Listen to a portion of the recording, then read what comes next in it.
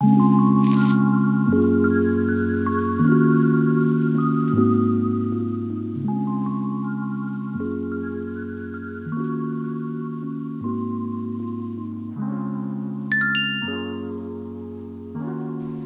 にちは。今日はキャンドル制作で最もよく使う2つのワックスについて詳しく学んでいきましょう。この動画のレッスンで紹介する作品は主に石油由来のパラフィンワックスで作るものが多いです。パラフィンワックスといっても実はたくさんの種類があります。パラフィンワックス以外のワックスや添加剤を含めるとその種類は50種類以上あると思います。たくさんの種類のワックスを使えば本当に様々なデザインのキャンドルを作ることが可能です。でも始めてすぐに多くのワックスを使って学ぼうとするととても混乱します。そして実際に毎月何千個というキャンドルを作ってきた私でもよく使う相性の良いワックスというのがあります。この動画のサイトでは厳選した使いやすいワックスで分かりやすく解説しています。なので慣れてきたらたくさんの種類で応用してどんどん作品を作っていくのがいいと思います。ポイントやコツも分かりやすく説明していきます。まずはじめに一番よく使うパラフィンワックスとマイクロワックスについて詳しく解説していきます。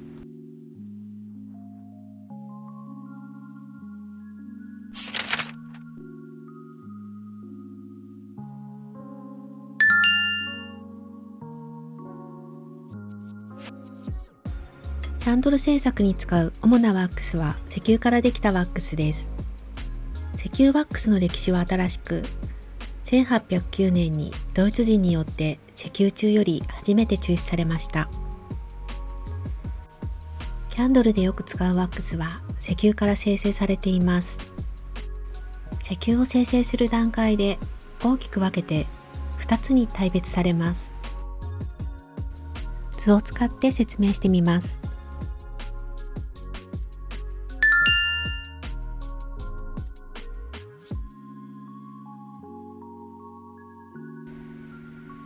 どのような工程でワックスは分かれているのか。私たちがキャンドル制作に使っているパラフィンワックスはこのような工程を経てワックスへと生成されています。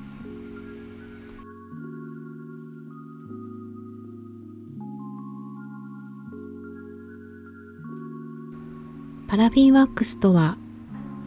原油の減圧蒸留流出油部分から分離生成した常温において固形のワックスです。結晶性の良い炭化水素を分離抽出したもので、直鎖状炭化水素ノルマンパラフィンが主成分です。融点は大多数のものが40度から70度程度です。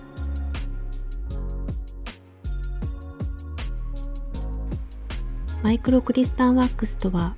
減圧蒸留ボトムまたは重質流出油から分離生成した常温において固形のワックスです。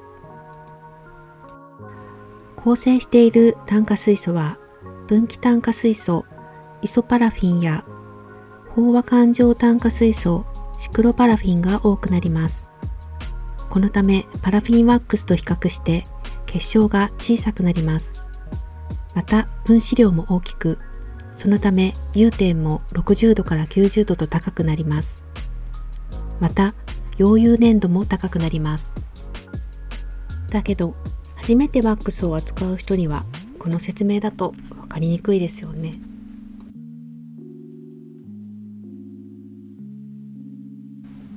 分かりやすく簡単に説明すると、パラフィンワックスとマイクロワックスは石油から作られ生成されるときに分かれます。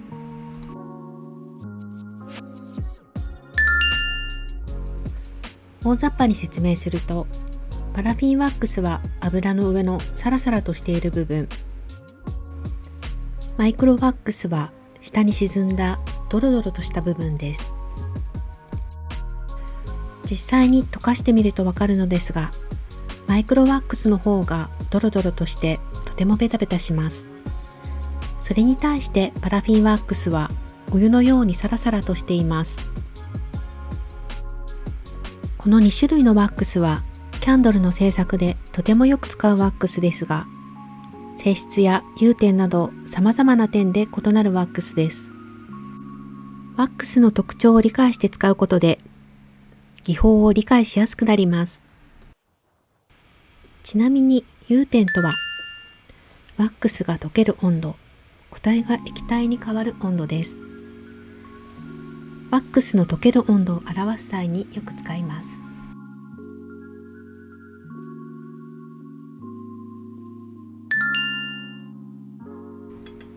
私も初めてキャンドルを作った時にワックスの種類の多さに驚きました。まずパラフィンワックスとマイクロワックスが別のワックスだということを理解してください。同じ石油からできているのですが、パラフィンワックスが油分が少なくサラサラとしているのに対して、マイクロワックスは沈んだ油のドロドロとした油になっています。パラフィンワックスの融点が58度なのに対して、マイクロワックスは80度以上と融点も高くなり、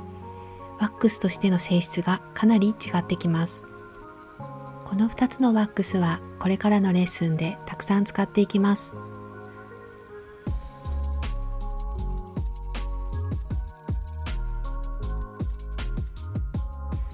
今日はキャンドル製作で最もよく使うワックス、パラフィンワックスとマイクロワックスについて詳しく説明していきました。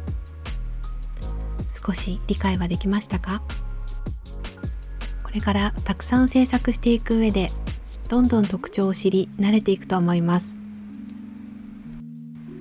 本日のレッスンもありがとうございました。また次のレッスンでお待ちしています。